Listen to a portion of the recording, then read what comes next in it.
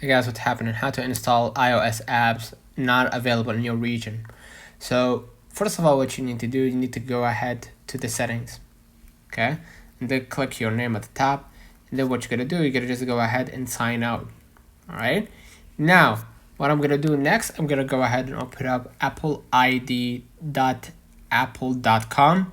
Again, Apple ID as it spells, .apple.com, and then go ahead and select the country where the app is available. Okay, so basically you're gonna go ahead and sign in, right, using a different account, obviously, right, with the new Apple ID on your iPhone, and then basically access the App Store, search for the app, and then download it if it's not available in your region.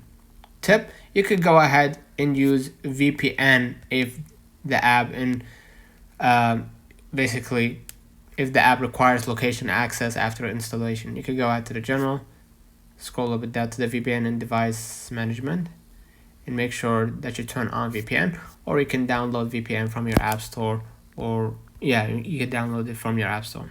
Okay, so basically that's it. Let's turn on the comment if this video helped you. Do not forget to like and subscribe. Thank you for watching.